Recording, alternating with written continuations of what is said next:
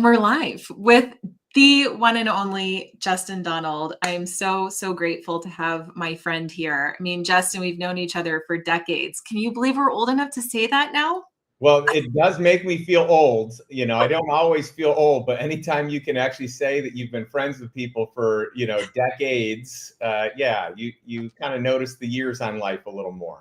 Man, and I really am so honored and grateful to grow older with you. I mean, truly. So we met back in Cutco Cutlery when we were young folk, and I went off the track of entrepreneurship and grew NG and doing book launches and websites and digital marketing. And Justin, before the age of 37, got into the investing game after Cutco and ended up creating enough passive income so that he and his wife didn't have to have a job anymore. And then he created this entire system really for how he does what he called cash flow investing, and then ended up creating a book to kind of document some of his philosophy and his 10 commandments for his daughter Savannah. And then I said, I think we should make this more accessible. Like, what else could we do with that? And Justin now released the second edition of his book, Wall Street Journal bestseller, The Lifestyle Investor. This is a must read, absolute must read for every single person that's watching. And we ended up creating the Lifestyle Investor Mastermind for high net worth individuals, which I'm a proud member of. Love everything about Justin's community. It is really the bedrock of it is really rooted in his own core values, putting family first, taking care of his health and well-being, and really one of the best leaders that I have ever met in my life. And I've met a lot of them doing what I do. So Justin, thank you for carving out some time to have what I think is the most important conversation that we could be having right now. So appreciate you being here. Well, thank you for having me. Thanks for the kind words. And, you can't accomplish all the things that you want in life without a great team of people and friends around you. And you were part of that team for me. And so I want everyone in your network and anyone watching this to know that you were an integral part of the evolution of the lifestyle investor. And it's really fun seeing it come full circle with you as a member and you creating these strategic relationships and partnerships with other members and like just seeing it happen in your life and all the cool things going on. Like that's really cool for me because you helped me kind of create it. And really it was kind of like iterating and reiterating and figuring out, what made the most sense. And really it was you just saying, hey, what do you want? Get clear on what you want. And let's just put that out in the world and see if it resonates with people. And I want to give a shout out to Ryan Levesque, who was on the Elevate series yesterday.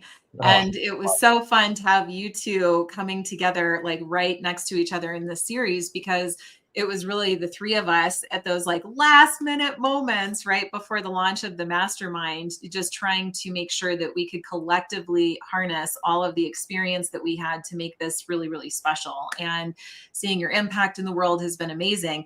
And I really want to share two quick things. One is that Justin and his team have offered a tool for all of the entrepreneurs out there right now to help you. You can go to ambervilhauer.com/elevate and get access to it. If we scroll down here to Justin Donald, we're live right now, which I love. He has a personalized roadmap to consistent, scalable, passive income. So Justin, I believe this is a course that you have created. Is that correct? Yeah, that product may be a combination of things. So I know that we have a course that was built in. I also know that we did a live event. Actually, we just got done with a live event where, we're going to talk about all kinds of like what's going on today. But we did this event where we kind of laid out, what the passive income roadmap is, what it looks like, how it can help support people. And so I think there's a few different kind of tiers or evolutions depending on how deep someone wants to go in it. But I really just have this belief that if you can create the passive income to cover your lifestyle, you're going to make better choices in your personal life, in your business life. Just overall, it creates more optionality. And so I want to help people do that. And that is really important for entrepreneurs. And also I want to give a nod to employees. With the rise of AI to replacing, more than 300 million jobs by 2030 is the statistic that's going around by the Goldman Sachs report. I think this is a really great option too for employees who are feeling concerned about their, longevity plan inside of their company or what's going to happen in the future. And there are things that you can do right now to take action. So I'm going to make an ask of everybody who is listening right now and also on the replay, because we know that with live streams, more and more viewers watch that over time. Please share this episode with anybody that you know, and Justin's generous resource as well, because this isn't about self-serving. Justin and I just aren't those people. We are really here in service to you.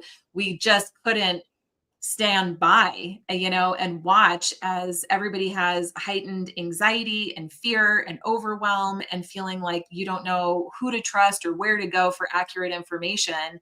And so honestly, he just cleared his call. I've cleared most of my calendar for May because we want to share this information transparently with you in a really raw and honest way. So please share this on your feed and with other people that you know to get the word out.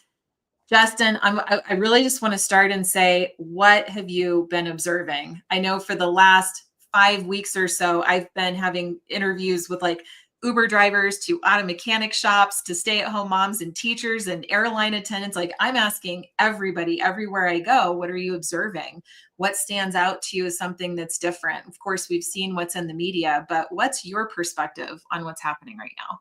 Yeah, it's interesting you saying that you interviewed Ryan Levesque yesterday. I'm like, I want to go back to that because he's It one of was the people. so good, Justin. It Really, was so good. yeah, he's a data-driven guy, and for those that don't know Ryan, he was one of my first private clients. He wrote the foreword of my book.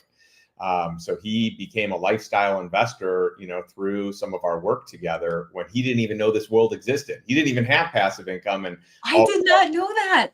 Oh my gosh, cool. In full passive income, and since has been able to kind of retire, move on, buy land, create a sustainable living and all that. So it's really neat to see because, in chatting with him the other day, he still has the passive income to live his life so he can make these big decisions, right? So I'm going to check his episode out. Really good. Or when the replay is up.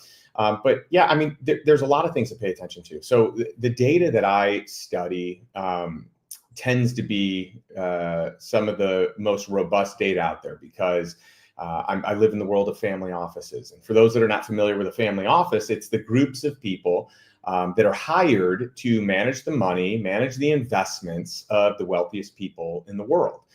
So single family offices generally are going to represent billionaires because it costs a lot of money to be able to hire a team just for your own family. We're talking to the tune oftentimes of tens of millions of dollars. Generally 4 to 15 million minimum to do that. And a multifamily office could work with, many different families. So the costs are going to be less, but, it's still expensive to employ those teams. But what do you get? You get the best quality people. You get the most data. These are, some of the biggest names that are really household names. And so to be able to share some of that data, know what they're looking at, I think is powerful.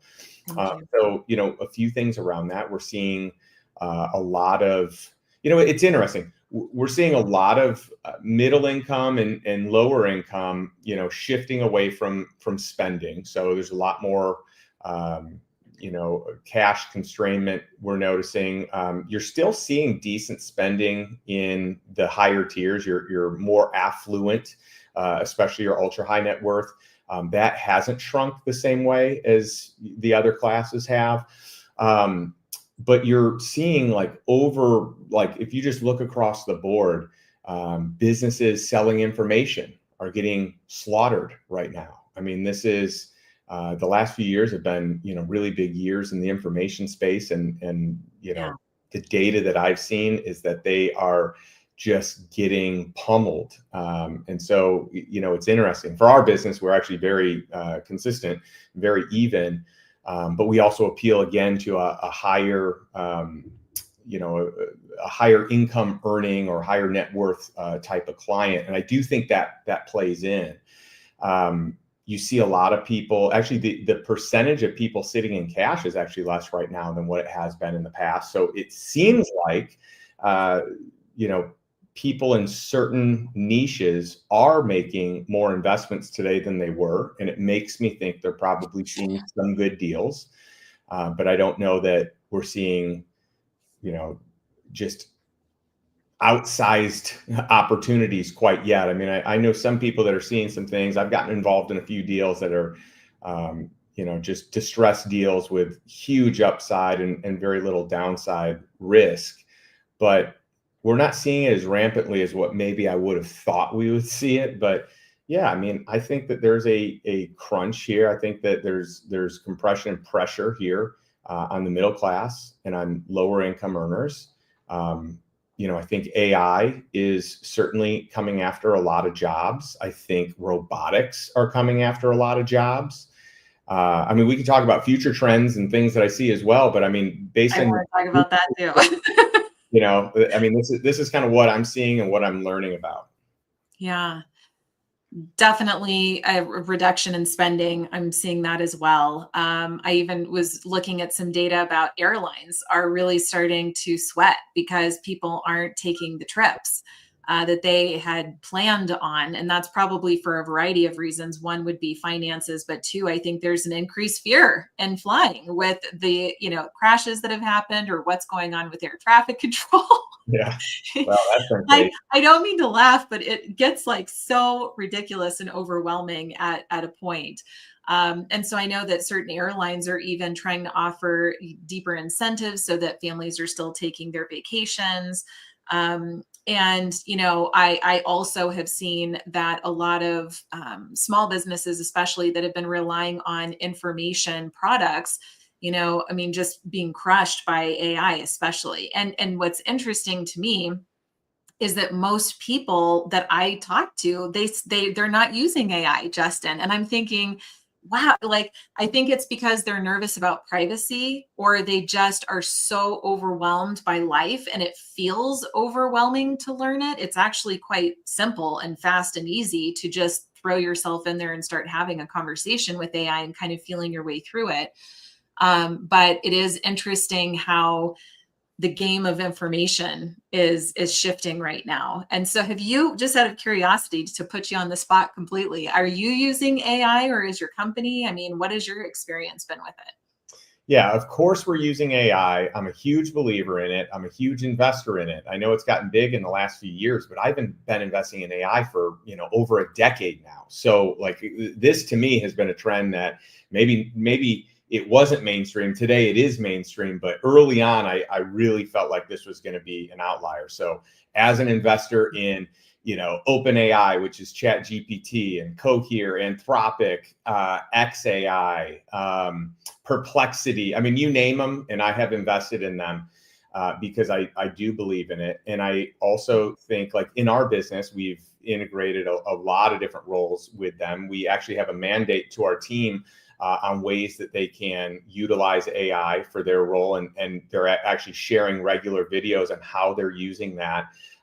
to do a better job in their position. But you know, beyond just having all of our team members that have virtual assistants, we're making sure that the virtual assistants are being trained in AI. So like my executive assistant, prior to hiring her, she actually went through a boot camp on AI so she could learn how to use it. And then she has ongoing training every single week in AI and other things to just continue to level up as an executive assistant. And so, yeah, I think it's here to stay. I think it's super relevant. I don't know that every company makes it. I think a lot of the companies make it. I think a lot of the smaller ones are going to get gobbled up by the bigger ones, or they're just, you know, they're playing in a league that they can't hang in, and so they may just turn to dust. But you know, a lot of the bigger companies, I think, are going to do some big numbers, and I'm pretty darn optimistic about it. Absolutely. So tell me a little bit more about this boot camp for your team. Are you creating that experience for your team? Is there some other program that you guys are investing in that does all of that training for you? Are you asking AI to do the training for you? How does that work exactly? Well, luckily, You know, my COO, Ryan and Casey, who's just awesome. Amazing. He is all over AI. He loves it. I mean, I joke and call him a human AI. I mean, he's just really smart, really detail oriented.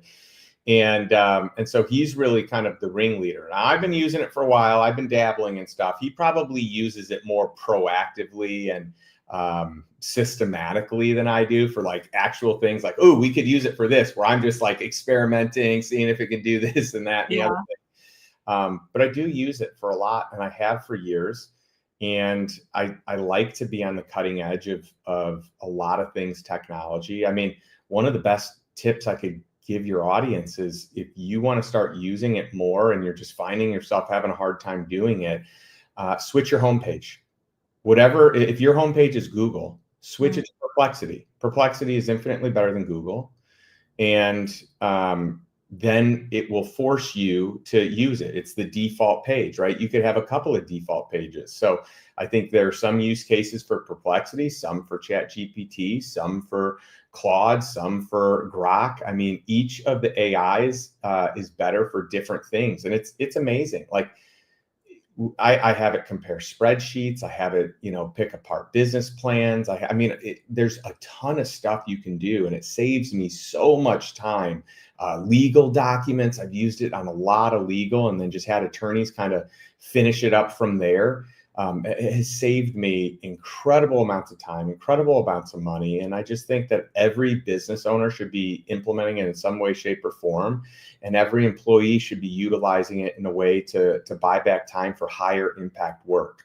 Mm-hmm.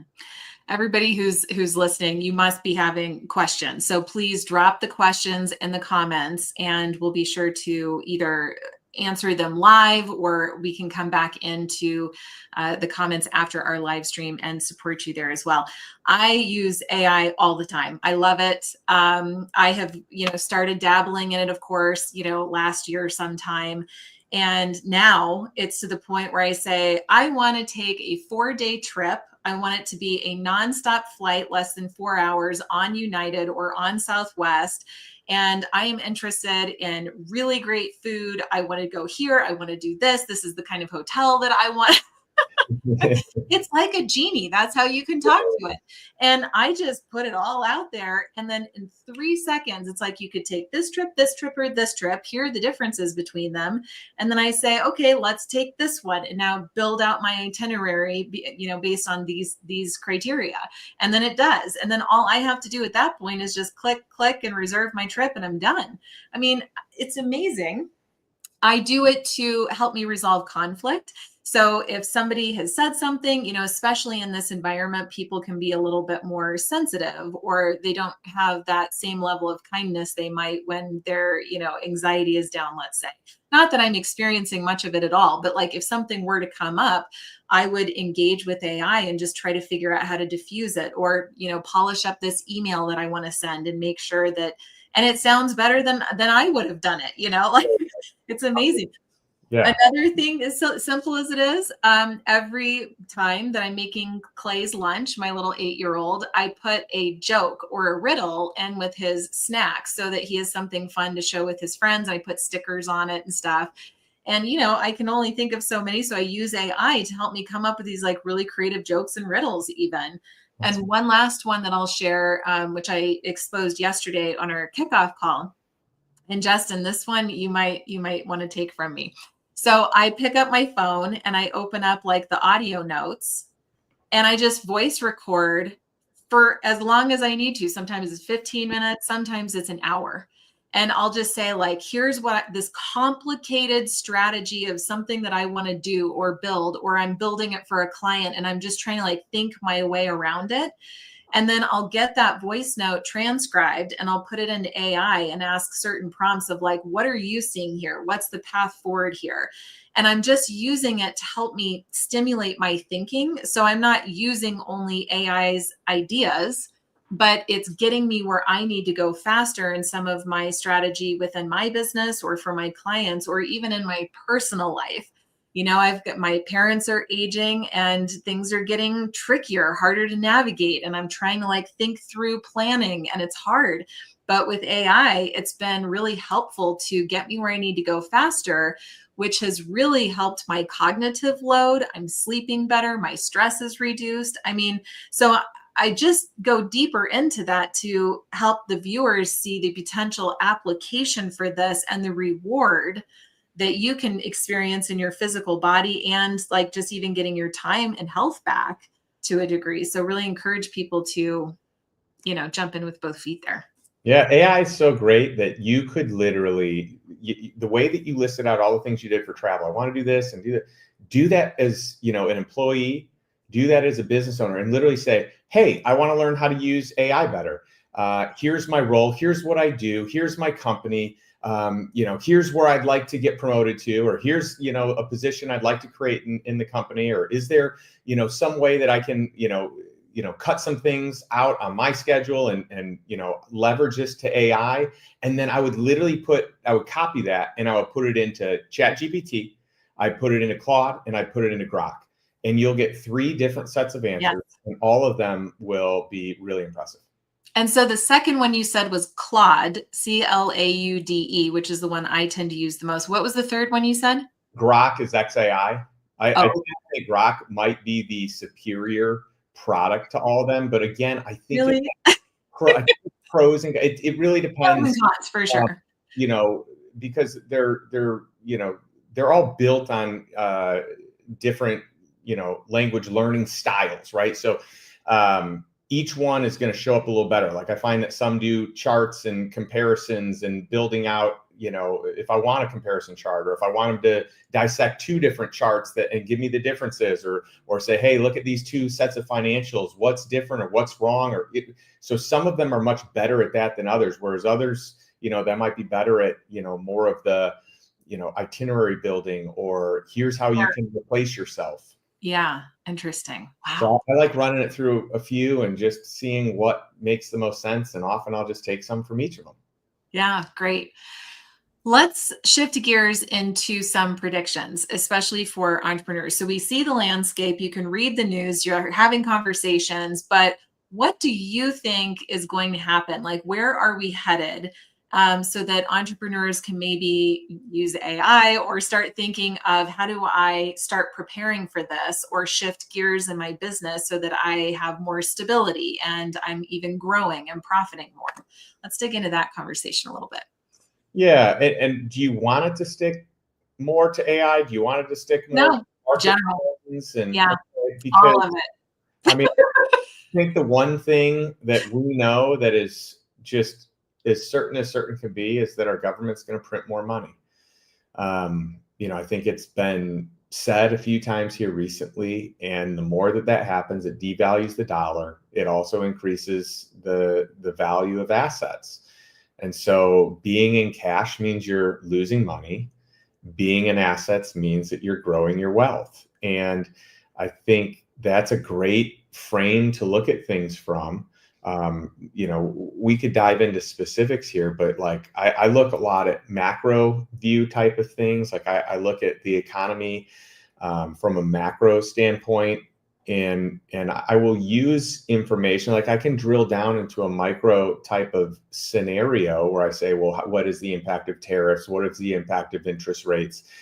Because those things matter, but at a global scale, at like a top macro scale, I mean, there are certain things that are given and certain things that are just, short-term temporary speed bumps. And so I think it's important to recognize that sometimes things change. They've changed quickly. People can adapt. Systems can adapt. Governments don't adapt as well, but, countries can adapt. And so as you see the world playing out, there are just some principles, there's some truths that always exist. And I just think, number one, if you have more passive income than your cost of living, you're going to have a lot better choices. And number two is the U.S. economy long-term is still probably going to outperform most of, if not all of, the other nations. So probably not bad to make a bet on the U.S., even if there's short-term speed bumps and fluctuations. Number three, more money is going to be printed. The dollar is going to become worth less. If the dollar's worth less, how do you hedge against that? And it's probably, to some degree assets, some degree Bitcoin, some degree gold, right? And it's not taking like it's not taking a maximalist view of like, this is the only thing, because it's usually a series of things, right? And I also recognize, like, if I pick one thing, I might be wrong on one thing, but if I pick a few things, well, maybe I get a few right and a few wrong, and now I'm a little more diversified, right? So, these are the things that I think through. And then last but not least is, the fourth one is like, we know if we pay attention to details, what the future can and will look like. And what we know for sure is that the largest wealth transfer in the history of the world is already happening, and it will continue to happen for the next 5 to 15 years, where baby boomers are passing their wealth to millennials. And if we can learn, and by the way, it's to the tune of, depending on the reports, 80 trillion to 105, 106 trillion is what I've seen. And so, that's a lot. That's more than the GDP of China. It's like, it's more than the second wealthiest country in the world, right? That's a big deal. So if we know the trends before they're mainstream, that's a way to get ahead. If we know what millennials like to do, how they like to shop, how they like to vacation, how they like to work, what's important to them from a health standpoint, from a philanthropic standpoint. Like, if we can learn these things, and by the way, the data is out there, so if you can take the time to learn these things, you can be ahead of the curve. And I'm just going to give a quick shout again to what you have offered to folks on our Elevate series kind of homepage here. A personalized roadmap to consistent, scalable, passive income.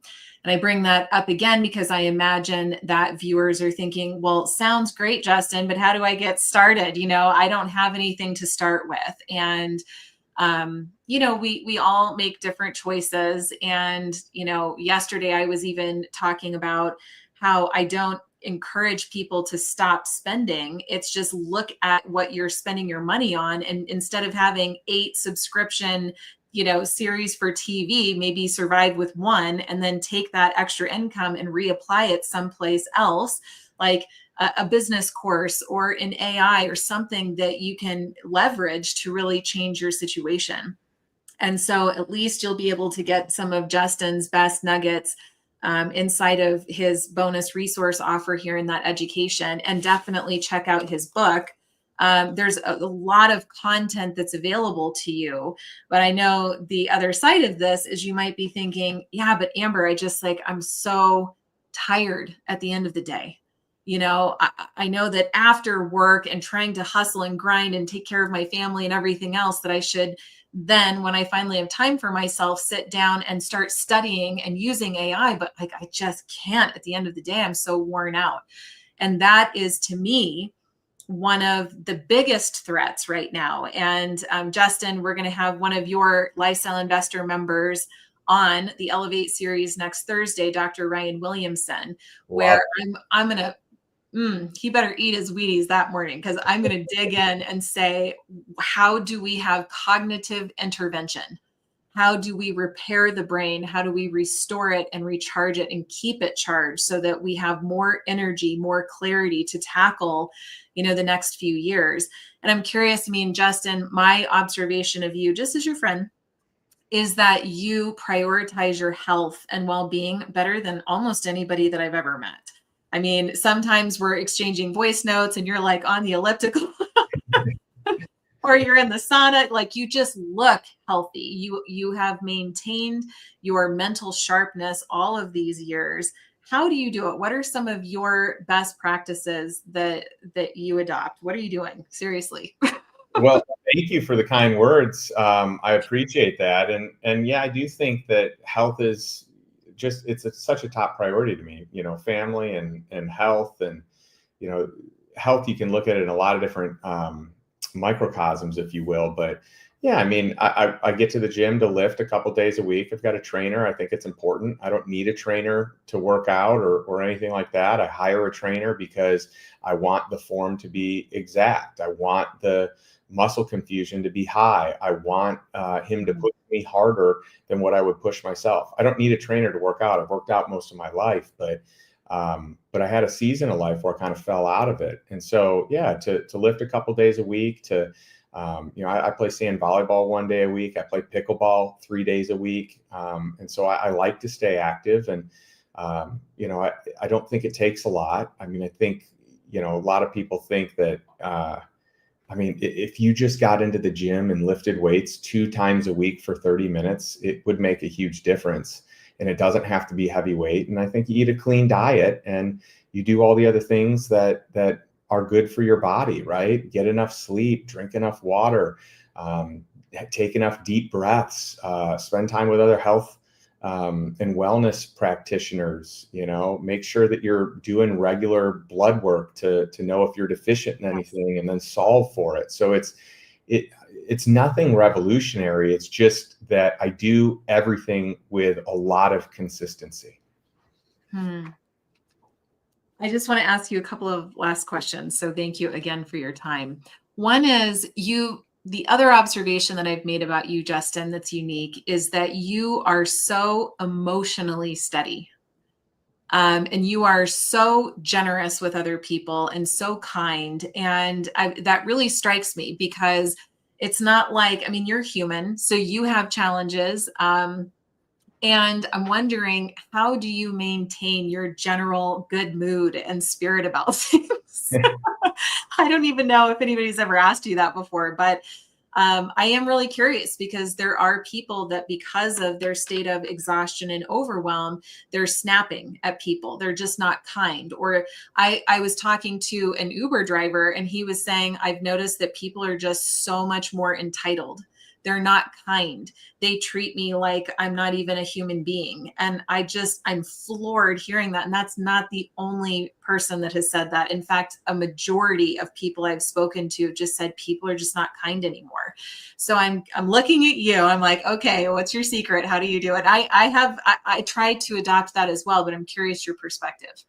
Yeah, that's a wonderful compliment, maybe the nicest compliment that you've given me, because that one to me is the one that I work on the most, where, I learned a long time ago, I had a mentor, and I read this in books too. So it was like reinforced over the years that the only thing in life you ever have 100% control over is your attitude. And so I just remember that. I just think about that. And it's like, how do I want to show up? How do I want to treat people? How do I want them to remember me treating them? And then I also value relationships, beyond anything in my life. And so I want to honor that relationship. And even if I'm not feeling like I'm in the best place or space, maybe there are times or seasons where you don't engage as much, but just remembering like, hey, people are in seasons of life where sometimes they are kicking butt, or sometimes they're getting their butt kicked. And so sometimes you show up and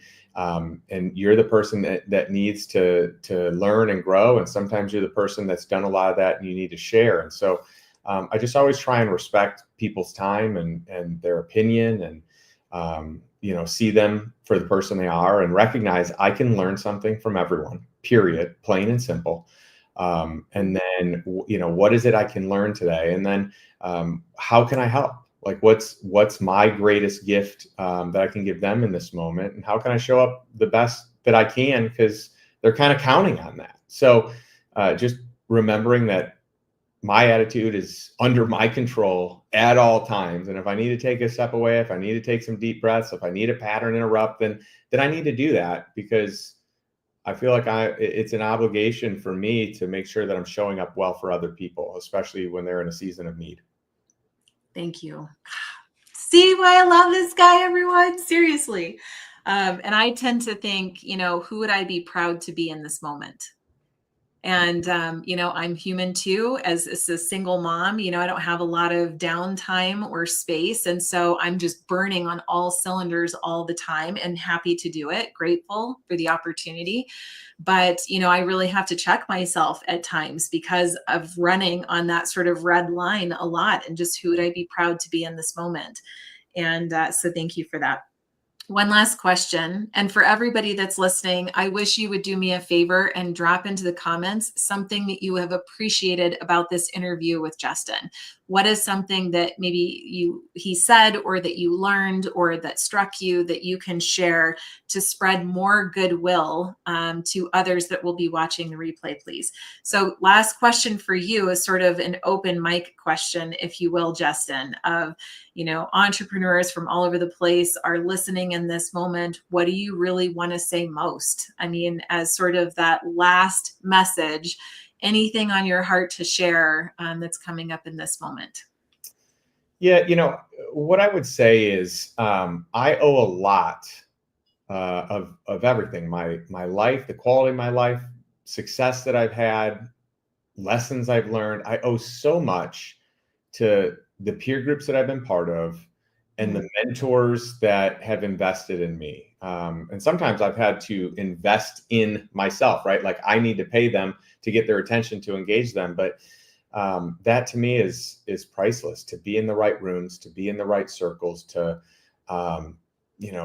really be in a place where I'm with people that have aligned values, that are playing the game of life and business and wealth creation at a higher level than me, that can help me up level.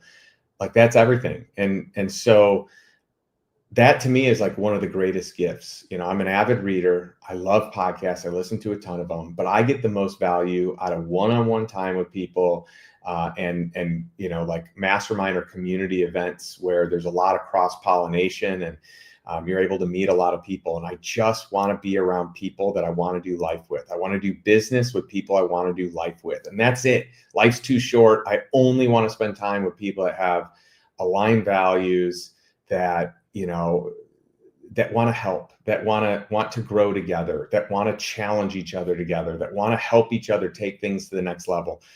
So that's what I'm about. And I just I encourage you to find that group, find that network, whoever it is, wherever it is. Yeah. It's here. I mean, I know growing up, I didn't have a room that I was proud to be in. I mean, no. So people make assumptions about me all the time, looking at my flowers and I'm smiling, and it's like, that's not where my story begins. Actually, Cutco was the first room that I was in where I thought, whoa, these are better people, better quality people. And I came alive in that environment. I mean, so Cutco really saved my life in so many ways. And that's where our journey begins. And I'm just thankful for your time. I know that everybody is competing for your attention, and it speaks volumes that you clear this space to show up and still serve, especially with your net worth. I mean, not everybody does that. So I really want to highlight just that and who you are. And everyone, I hope you got a lot out of today's session. Please, again, share this with as many people as you can. Drop into the comments what you appreciate. And we'll see you tomorrow, where I am interviewing Ashish Katari, who is the founder of Happiness Squad. Ashish has an incredible background, 17 years at McKinsey Consulting, is one of the higher ups. So tomorrow is going to be a really juicy conversation as well. Justin, thank you again. Appreciate you. Love you. My pleasure. Anything for you, Amber. And I love that you're doing this. So this is an easy yes for me. Thanks, guys. Have a great day, everyone.